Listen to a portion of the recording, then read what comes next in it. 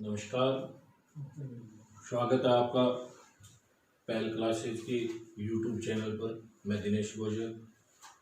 हम पढ़ रहे थे राजस्थान की ज्योग्राफी, और राजस्थान की ज्योग्राफी में हम चर्चा कर रहे हैं उत्तर पश्चिमी मरुस्थलीय प्रदेश की।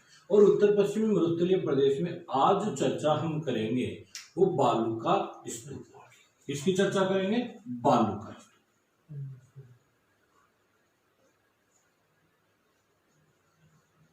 ये बालू का स्तूप जिका नाम मारवाड़ी में आपा टिब्बा कमा धोरा कमा अपाकाल चर्चा करी का आंगी आकृति अलग अलग हुए या बताए हुए कई ई तरीका हुए। कोई ई तरीका का बालू का स्तूप बनेड़ा हुए और कई लहरदार बालू का स्तूप हुए। तो ये बालू का स्तूप अलग अलग आकृति का क्यों बने? अलग अलग आकृति का बनने का कारण वायु की दिशा वायु की जो दिशा है वे वायु की दिशा स्थान विशेष के कारण आंगी आकृति के वह भिन्न भिन्न बन जाए, और भिन्न भिन्न जब आकृति बने तो आंगा नाम भी भिन्न भिन्न हो जाए। नाम भी क्या हो जाए? भिन्न भिन्न आंगा हो जाए। तो आंगी आज आप चर्चा करांगा। पहली पोत आप जो बालू का स्तूप की चर्चा करा बिंगो नाम है रेखीय बालू का स्तूप। पूछो रेखीय बालू का स्तूप यानी वो कौन सा बालू का स्तूप है? और रेखीय बालू का स्तूप वही बालू का स्तूप है जिका ना आपा अनुदैर्ध्य बालू का स्तूप कहा। ये कहा अनुदैर्ध्य बालू का स्तूप कहा। रेखीय बालू का स्तूप या अनुदैर्ध्य बालू का स्तूप वही बालू का स्तूप है जिका ना आपा पवनानुवर्ती बालू का स्तूप कहा। रेखीय, अनुदैर्ध्य और पवनानुवर्ती बालू का स्तूप एक ही बालू का स्तूप का तीन नाम है। एक ही बालू का स्तूप ओ केव है ओ बालू का स्तूप वायु की जी दिशा है भी वायु की दिशा के अनुरूप मणे। वायु की दिशा के अनुरूप मणे वायु की जी दिशा है भी वायु की दिशा के अनुरूप जी को बालू का स्तूप है भी बालू का स्तूप नहीं रेखीय या अनुदैर्ध्य या पवनानुवर्ती बालू का स्तूप है। अब बात आवे और रेखीय, अनुदैर्ध्य या पवनानुवर्ती बालू का स्तूप कट्ठे देखने मिला किसी जगह मिले तो जैसलमेर जी को है।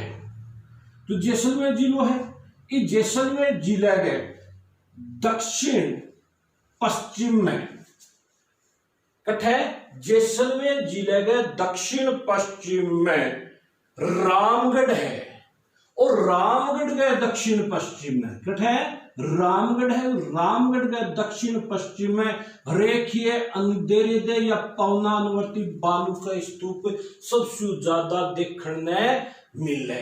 इनके अलावा और जोधपुर और बाड़मेर क्षेत्र में भी बालू का स्तूप आपने देखने मिले। कट्ठे जोधपुर और बाड़मेर में भी देखने मिला। कुछ बालू का स्तूप सर्वाधिक दिखाई देता है। रेखीय, अनुदैर्ध्य, पवनानुवर्ती बालू का स्तूप कहां दिखाई देता है? जैसलमेर के दक्षिणी पश्चिम में रामगढ़ और रामगढ़ के दक्षिण पश्चिम में ये बालू का स्तूप देखने को मिलता है। इसके अलावा जोधपुर और बाड़मेर में रेखीय या अनुदैर्ध्य बालू का स्तूप देखने को मिलता है। दूसरा बालू का स्तूप जो है जिसको हम बरखान कहते हैं, क्या कहते हैं? बरखान बालू का स्तूप कहते हैं। जो बरखान बालू का स्तूप है, इस बरखान बालू का स्तूप को अर्धचंद्राकार भी कहते हैं। अर्धचंद्राकार बालू का स्तूप के नाम से भी जानते हैं। तो दूसरा बालू का स्तूप कौन सा? बरखान। और बरखान बालू का स्तूप को और किस नाम से जानते हैं? अर्धचंद्राकार बालू का स्तूप के नाम से जानते हैं। अर्धचंद्राकार यानी इसकी आकृति जो बनती है इस तरह से बन जाती है, आधा चंद्रमा की तरह बनती है, इसलिए इसे अर्धचंद्राकार बालू का स्तूप के नाम से भी जाना जाता है। ये जो बालू का स्तूप होता है 10 से लेकर 20 मीटर तक ऊंचा होता है। कितना? 10 से लेकर 20 मीटर तक ऊंचाई लिए हुए होता है। कौन सा बालू का स्तूप? बरखान बालू का स्तूप या अर्धचंद्राकार बालू का स्तूप, जिसकी ऊंचाई 10 से लेके 20 मीटर तक होती है और चौड़ाई जो होती है 100 से लेके 200 मीटर तक हो जाती है। कितनी? 100 से लेकर 200 मीटर तक चौड़े होते हैं ये बालू का स्तूप। कौन से बालू का स्तूप? बरखान बालू का स्तूप या अर्धचंद्राकार बालू का स्तूप। ये बरखान बालू का स्तूप। या अर्धचंद्राकार बालुका स्तूप कहाँ देखने को मिलते हैं? तो आपको पता होगा ये बालुका स्तूप जो चूरू जिला है, उस चूरू जिले में भालेरी है। कौन है चूरू जिले में? भालेरी। चूरू जिले के भालेरी में बरखान या अर्धचंद्राकार बालुका स्तूप हमें देखने को मिलते हैं। इसके अलावा जैसलमेर तो है ही है, जैसलमेर तो है ही। इसके अलावा सीकर, तो भालेरी, जैसलमेर, सीकर, सूरतगढ़, लूणकरणसर, सूरतगढ़। और जो लूणकरणसर है, इस लूणकरणसर में कौन से बालुका स्तूप देखने को मिलते हैं? बरखान या अर्धचंद्राकार बालुका स्तूप देखने को मिलते हैं। इसके अलावा जोधपुर का जो ओसिया क्षेत्र है, जोधपुर का ओसिया क्षेत्र या बीकानेर का जो करनी माता यानी देशनोक क्षेत्र है, इस देशनोक क्षेत्र में कौन से बालुका स्तूप देखने को मिलते हैं? बरखान या अर्धचंद्राकार बालुका स्तूप देखने को मिलते हैं। इसके बाद तीसरा नंबर का जो बालुका स्तूप, उसकी अगर चर्चा करें तो उसे कहते हैं हम पैरावोलिक बालुका स्तूप। कौन सा? पैरावोलिक। ये पैरावोलिक बालुका स्तूप जो है ये क्या होता है, इसका निर्माण कैसे होता है? तो पैरावोलिक बालुका स्तूप जो होता है, ये पैरावोलिक बालुका स्तूप जो मरुस्थलीय वनस्पति होती है, उस मरुस्थलीय वनस्पति के अवरोध के कारण निर्मित होते हैं। कौन से बालुका स्तूप? पैरावोलिक। किसके द्वारा निर्मित होते हैं? जो मरुस्थलीय वनस्पति है, इस मरुस्थलीय वनस्पति के कारण जिन बालुका स्तूपों का निर्माण होता है, उन बालुका स्तूपों को पैरावोलिक बालुका स्तूप के नाम से जाना जाता है। तो ये कहां दिखाई देने चाहिए? जहां जहां मरुस्थलीय वनस्पति है, तो संपूर्ण मरुस्थलीय क्षेत्र में पैरावोलिक बालुका स्तूप हमें देखने को मिल सकते हैं। उसके बाद आता है तारावोलिक। कौन सा? तारावोलिक। चौथे नंबर पर कौन सा बालुका स्तूप है? तारावोलिक। यानी तारे जैसी आकृति।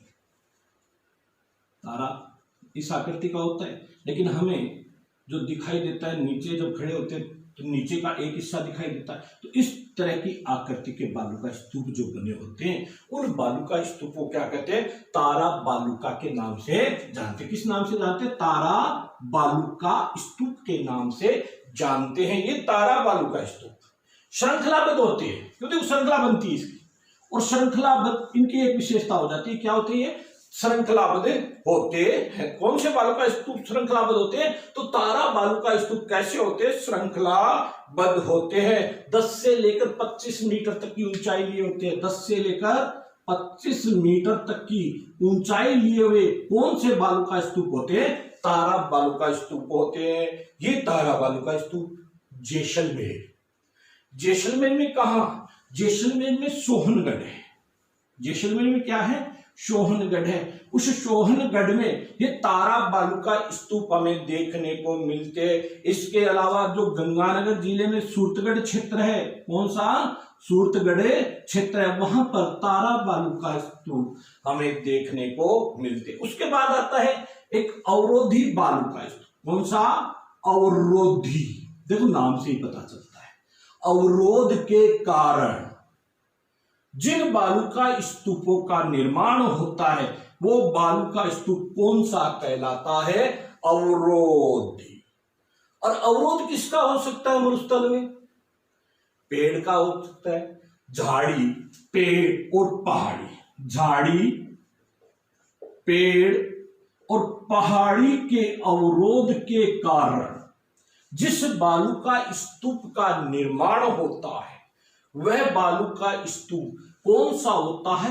अवरोधी बालुका स्तूप होता है। अवरोधी बालुका स्तूप कहलाते हैं। तो पेड़, झाड़ी, पहाड़ी के अवरोध से जिस बालुका स्तूप का निर्माण होता है, अवरोधी बालुका स्तूप होता है। तो देखो पहाड़ी, अरावली पहाड़ी सबसे बड़ा अवरोध है बालुका स्तूप का। तो जो बूढ़ा पुष्कर क्षेत्र है, बूढ़ा पुष्कर, बूढ़ा पुष्कर, इस बूढ़ा पुष्कर के पास जो बालुका स्तूप हमें दिखाई देते हैं वो कौन से हैं? अवरोधी बालुका। इसके अलावा जो नाग की पहाड़ियां हैं, ये जो नाग की पहाड़ियां हैं, इस क्षेत्र में भी हमें अवरोधी बालू का स्तूप देखने को मिलते हैं। इसके अलावा जो सीकर की पहाड़ी क्षेत्र है, इस सीकर की पहाड़ियों के पास भी जो बालू का स्तूप हमें दिखाई देते हैं, वो कौन से दिखाई देते हैं? अवरोधी बालू का स्तूप दिखाई देते हैं। यानी अवरोधी बालू का स्तूप, जो अवरोध के कारण जिन बालू का स्तूपों का निर्माण होता है, अवरोध किसका? झाड़ी, पेड़ और पहाड़ी के अवरोध के कारण जिन बालू का स्तूपों का निर्माण होता है, वो कौन से बालू का स्तूप होते हैं? अवरोधी बालू का स्तूप। कहां दृष्टिगत होते हैं, कहां देखने को मिलते हैं? तो बूढ़ा पुष्कर में मिलते हैं, नाग की पहाड़ी के पास मिलते हैं। इसके अलावा जो सीकर की पहाड़ी क्षेत्र है, उस सीकर की पहाड़ी क्षेत्र के पास हमें देखने को मिलता है। इसके बाद आता है अनुप्रस्थ बालू का स्तूप। कौन सा बालू का स्तूप? अनुप्रस्थ।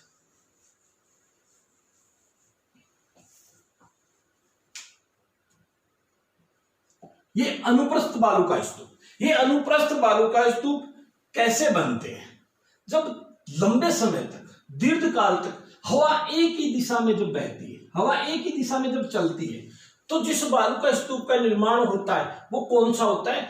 अनुप्रस्थ बालू का स्तूप होता है। दीर्घ काल तक जब हवा एक ही दिशा के अंदर चलती है और एक ही दिशा में जब चलती है, तो समकोण जो बालू का स्तूप बनते, समकोण पर जो बालू का स्तूप बनते, वो कौन से बालू का स्तूप होते?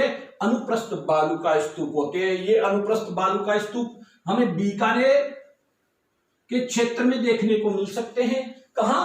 बीकानेर। बीकानेर के अलावा सूरतगढ़ में, जो सूरतगढ़ है, उस सूरतगढ़ में हमें अनुप्रस्थ बालू का स्तूप देखने को मिल सकते हैं। चूरू जिले के अंदर हमें बालू का स्तूप देखने को मिल सकते हैं, और झुंझुनू जो है, उस झुंझुनू में ये अनुप्रस्थ बालू का स्तूप हमें देखने को मिल सकते हैं। इसके बाद एक बालू का स्तूप और आता है जिसे कहते हैं शब्र काफीजा।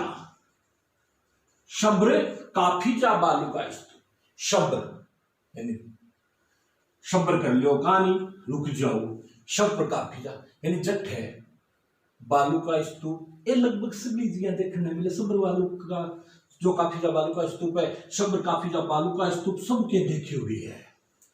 जिनके खेत है उनको सबको पता है कि शब्र काफीजा बालू का स्तूप कौन से होते हैं। तो शब्र काफीजा बालू का स्तूप वह बालू का स्तूप होते हैं जो छोटी छोटी झाड़ियों के कारण, जो छोटी छोटी झाड़ियों के कारण निर्मित हो जाते हैं। खेत की जो सीन रखते हैं ना, सीन पर हम छोड़ देते हैं ना, सीनियों, बुई, बोर्डी, खीपड़ो, एज की चीजें आप सी पर छोड़ा, जिको सींग को निर्धारण किया, और भी सींग है सारा सारा बार रेत भेड़ी ऊर्जा, माटी भेड़ी ऊर्जा, वो कुसो बालू का स्तूप है। शब्र काफीजा बालू का स्तूप होता है जो सर्वत्र मरुस्थलीय क्षेत्र में हमें देखने को मिल सकते हैं। ये प्रमुख प्रमुख बालू का स्तूप जो है हमारे इस राजस्थान में देखने को मिलते। अब चर्चा करते हैं हम उत्तर पश्चिमी मरुस्थलीय प्रदेश के, क्योंकि हमने उचावच के आधार पर राजस्थान को 4 उप प्रदेशों में विभक्त किया था, लेकिन उत्तर पश्चिमी मरुस्थलीय प्रदेश को उचावच के आधार, उत्तर पश्चिमी मरुस्थलीय उचावच के आधार पर तो 4 उप प्रदेशों में विभक्त किया था। याद है क्या? महान मरुस्थल, चट्टानी प्रदेश, लघु मरुस्थल किया था ना। लेकिन उसके अंदर क्या ये सारे के सारे जो जिले हमने मरुस्थलीय जिले घोषित किए हैं कृषि विभाग के द्वारा, राष्ट्रीय कृषि आयोग के द्वारा, जो जिले 12 है, उन 12 के 12 जिले क्या उसमें आ गए थे? नहीं आए थे। तो संपूर्ण उत्तर पश्चिमी मरुस्थलीय प्रदेश को 4 वृत्त भू आकारिक प्रदेशों में बांटा गया। कितने? 4 वृत्त भू आकारिक प्रदेशों में विभक्त किया गया। इसकी चर्चा हम कल करेंगे कि कौन से 4 भू आकारिक प्रदेश है। अगर बालू का स्तूप के बारे में आपको समझ में आया है तो लाइक करें, कमेंट करें, सब्सक्राइब करें। धन्यवाद।